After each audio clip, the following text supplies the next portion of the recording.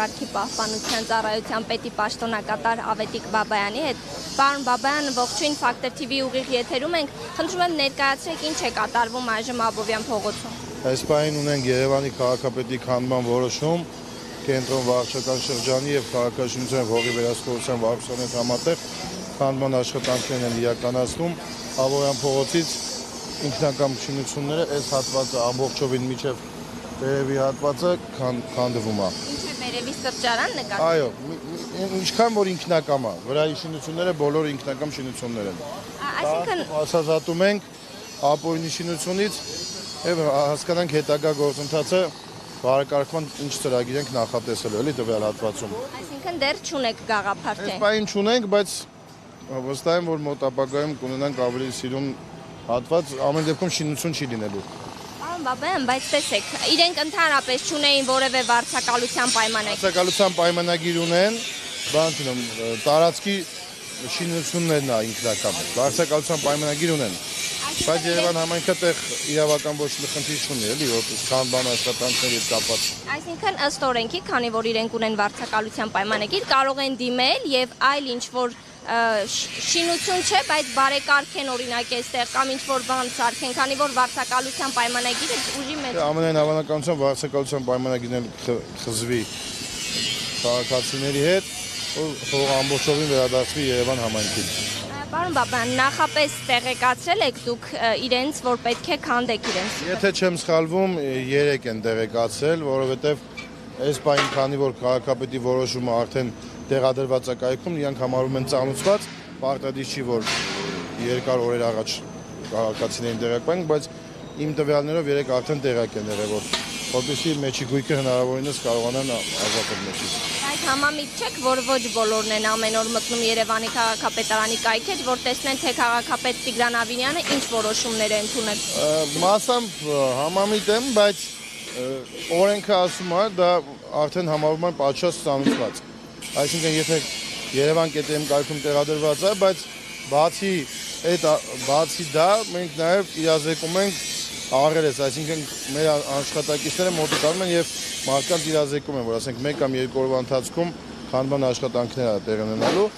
ինչի հետևանքում եղավ ուշ ասել է մեր քաղաքացիներին կամ տնտեսվարողներին, որովհետեւ պատմում էին դատականացիաներ, դատարանի կասեցումներ էին բերում, երբ որ 1 շաբաթ կամ 10 օր շուտ ենք ասում, այդ ամեն ինչից զերծ մնալու համար փորձեցինք մաքսիմում ուշ տեղեկացնենք, որ այդ գործընթացը չկարողանա կյանքի կոչվի։ Մինչև ձեր գալու մենք զրուցեցինք տնտեսվարողների հետ, հարցինք նախապես տեղեկացրել են եւ ըստ էության նրանց պատասխանից հասկանալի էր, որ ոչ, մենք նաեւ նկատում ենք, որ մարդիկ իրենց իրերը նոր դուրս են բերում, այսինքն ըստ էության, եթե 3 տեղեկացրած լինեիք, չպետք է 3 դուրս բերած լինեին։ Տեսեք, ամենայն հարգանքով բոլոր տնտեսվարողներին, այս պահին չեմ էլ տիրապետում կոնկրետ որ տնտեսվարողների մասին է խոսքը, բայց բոլորը միջև վերջի օրը ոնց որ սպասում են, ինչ որ հույս են ունենում, որ կարող է քանդման աշխատանքները տեղի չունենա։ Այսինքն մարդկանց նախորդ եթե իրազեկում ես, ասում ենք ժողովուրդ ջան, որպեսզի այդ օրը չգանք, ձեր գույքը չվնասվի, մենք էլ ժամերով չկանգնենք, սպասենք, նախապես անենք, բայց հիմնականում բոլորը հրաժարվում են այդ։ Ոնց որ թողում են sense վերջի օրվան, սպասում են, որ կարող է ինչ-որ իրենց կյանքում այդ օրը մի բան փոխվի, բայց ինձ թվում է տեսել եք, որ Երևան համայնքը այդ առումով շատ վճռորոշ է, էլի, եթե որոշել ենք պետքա քանդվի, ուրեմն դա էլ կանգնտեղ կա բան, այլ կարծիք լինել չի կարող։ Սա մեծամասշտաբ ապամոնտաժում համարվում է։ Այո, իհարկե։ Սա բազմաթիվ երևանցիների խնդրանքով է նաև եղել, Երևանի քաղաքապետի դիտությամբ է եղել եւ ուզենամ ասել, որ մոտ 10-15 օր առաջ անձամբ ինձ էլ են մոտիկացել Սայաթնովա փողոցում քաղաքացիներ եւ իրանք նույնպես խնդրում էին, ասում էին, սա Երևանին սազող տեսք չի, որ ես որպես երևանցի, որպես ոչ թե հասարակական կարգի պահպանության ծառայության ղեկավար, որպես երևանցի ես եմ համաձայն, որ մեր քաղաքին սա չէ սազում,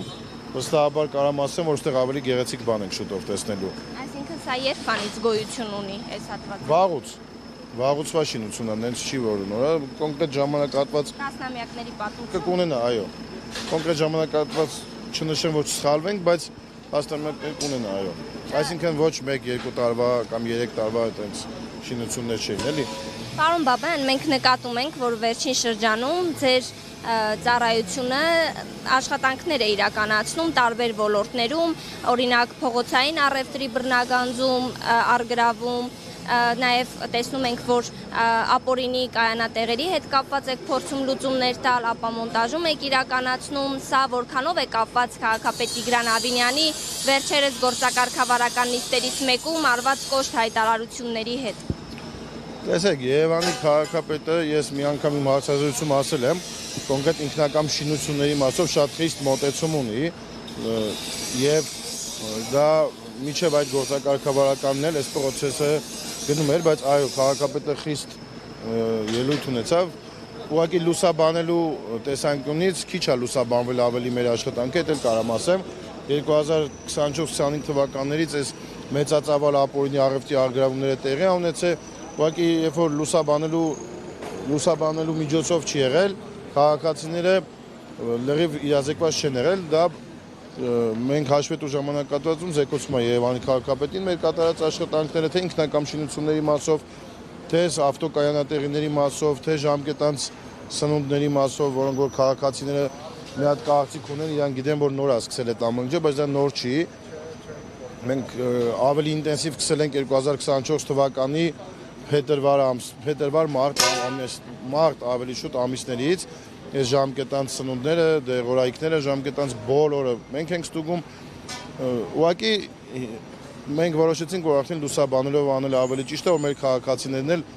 թե խանութներից օգտվելուց, թե ապտեկաներից, դեղատներից օգտվելուց ավելի զգոն լինեն եւ ավելի պահանջկոտ լինեն մեր սպառողները, տնտեսվարողների նկատմամբ։ Պարոն Բաբան, եթե դեմ չեք թեմային չառնչվող մի հարց տամ, ինչ փուլում է ձեր եւ Հակոբ Կարապետյանի գործով այդ քրեական վարույթը տեղեկություն ունեք, դուք հարցաքննվել եք այդ գործով։ Ճիշտ ասած, ընդհանրապես տեղեկություն չունեմ ես էլ այդ գործից, այո, հարցաքննվել եմ,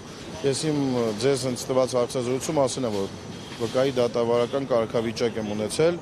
հարցաքննվել եմ այդ գործով եւ ընդհանրապես այդ մարդու հետ ոչ առնչություն ունեմ, ես այն ժամանակին եմ ասել, ոչ ճանաչում եմ իրան, ոչ էլ ցանկություն ունեմ նման մարդուց այսքան երկար խոսալու։ Ես եմ շնորհակալ։